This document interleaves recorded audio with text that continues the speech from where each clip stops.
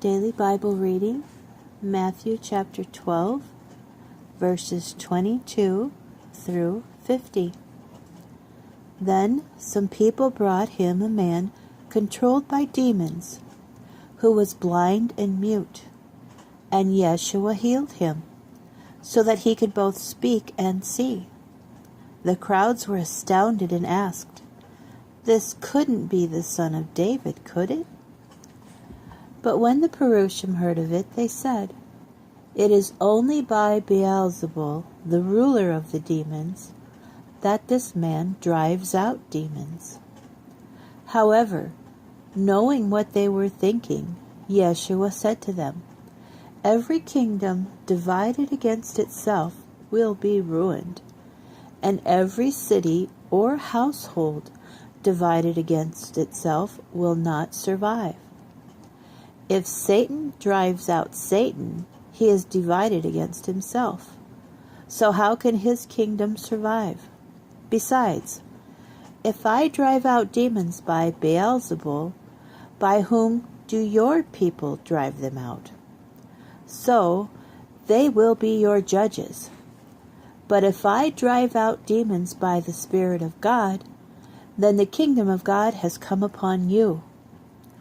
Or again, how can someone break into a strong man's house and make off with his possessions, unless he first ties up the strong man?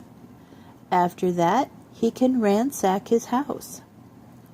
Those who are not with me are against me, and those who do not gather with me are scattering.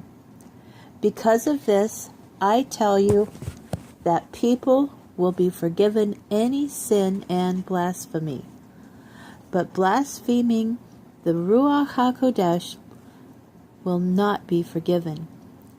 One can say something against the Son of Man and be forgiven, but whoever keeps on speaking against the Ruach HaKodesh will never be forgiven, neither in the Olam Hazeh nor in the Olam Haba. If you make a tree good, its fruit will be good, and if you make a tree bad, its fruit will be bad. For a tree is known by its fruit. You snakes, how can you who are evil say anything good? For the mouth speaks what overflows from the heart. The good person brings forth good things from his store of good, and the evil person brings forth evil things from his store of evil.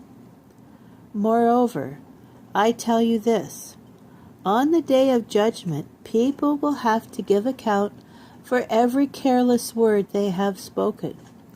For by your own words you will be acquitted, and by your own words you will be condemned."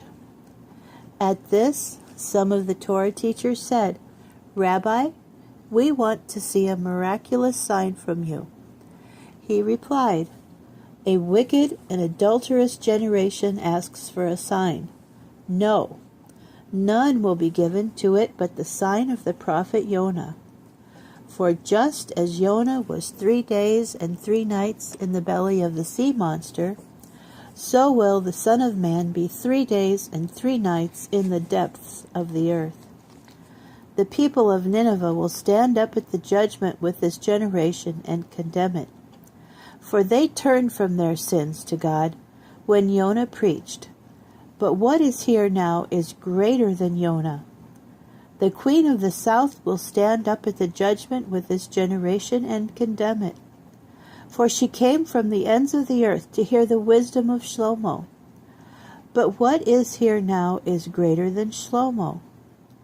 When an unclean spirit comes out of a person, it travels through dry country, seeking rest, and does not find it. Then it says to itself, 'I will return to the house I left.' When it arrives, it finds the house standing empty, swept clean and put in order. Then it goes and takes with it 7 other spirits more evil than itself, and they come and live there, so that in the end the person is worse off than he was before. This is how it will be for this wicked generation." He was still speaking to the crowd when his mother and brothers appeared outside, asking to talk with him. But to the one who had informed him, he replied, "Who is my mother? Who are my brothers?" Pointing to his talmidim, he said, "Look, here are my mother and my brothers. Whoever does what my Father in heaven wants, that person is my brother and sister and mother."